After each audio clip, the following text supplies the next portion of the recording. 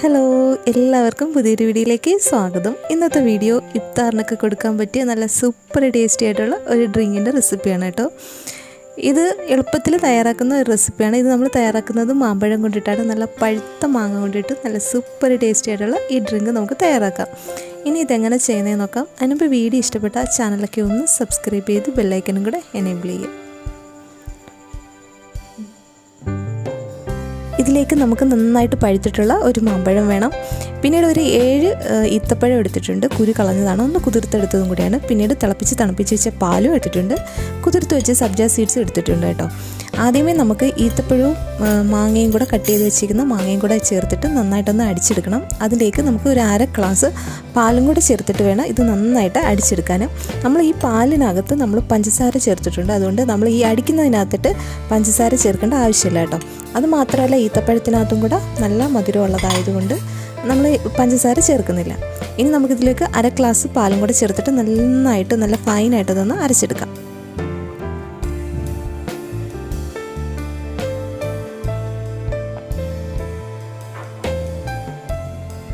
ഇത് ഞാൻ അടിച്ചെടുത്തതാണ്. ഇനി ഇതിലേക്ക് നമുക്ക് ഐസ് ക്യൂബും കൂടി ഇട്ടിട്ട് നല്ല ഫൈനായിട്ട് ഒന്നും കൂടി ഒന്ന് അടിച്ചെടുക്കാം. ഇതുപോലെ നന്നായിട്ടൊന്ന് അരഞ്ഞെടുത്തിട്ടുണ്ട് കേട്ടോ.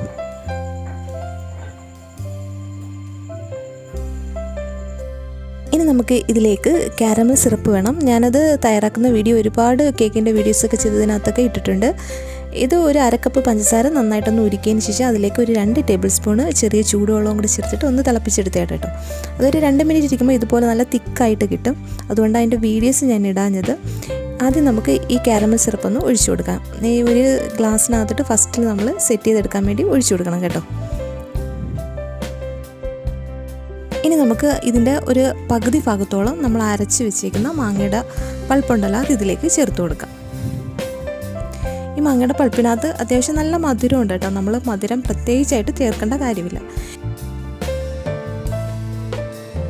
ഇനി ഇതിലേക്ക് നമ്മൾ ചേർത്ത് കൊടുക്കേണ്ടത് കട്ട് ചെയ്ത് വെച്ചേക്കുന്ന ചെറിയ പീസസ് ആയിട്ട് കട്ട് ചെയ്ത് വെച്ചേക്കുന്ന മാമ്പഴം നമുക്ക് ഇട്ട് കൊടുക്കാം.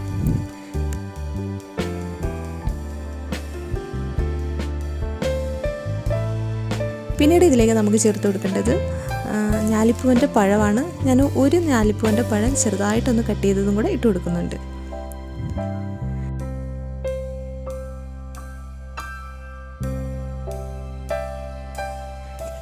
ഇനി നമ്മൾ ഇതിലേക്ക് ചേർത്ത് കൊടുക്കേണ്ടത് കുതിർത്ത് വെച്ചേക്കുന്ന സബ്ജ സീഡ്സ് ആണ് കേട്ടോ. അടുത്ത ലെയറിലോട്ട് ചേർത്ത് കൊടുക്കേണ്ടത് അതും കൂടെ ഇതിൻ്റെ മുകളിലോട്ട് ചേർത്ത് കൊടുക്കാം.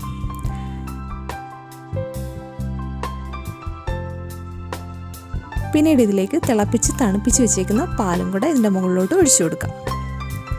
ഈ പാലിനകത്തായിട്ട് ചെറിയ മധുരം ഉണ്ട് കേട്ടോ. അതെല്ലാം നമ്മൾ ചേർത്തിട്ടുള്ള പാലാണ് കേട്ടോ. ഇനി നമുക്ക് ഇതിൻ്റെ മുകളിലോട്ട് ഐസ്ക്രീം, വാനിലയുടെ ഐസ്ക്രീം ചേർത്ത് കൊടുക്കാം. ഏത് ഫ്ലേവറിൻ്റെ വേണമെങ്കിലും ഐസ്ക്രീം നമുക്ക് ചേർത്ത് കൊടുക്കാം, കുഴപ്പമൊന്നുമില്ല. ഞാനിത് ചേർത്ത് കൊടുക്കുന്നത് വാനിലയുടെ ഐസ്ക്രീമാണ് കേട്ടോ.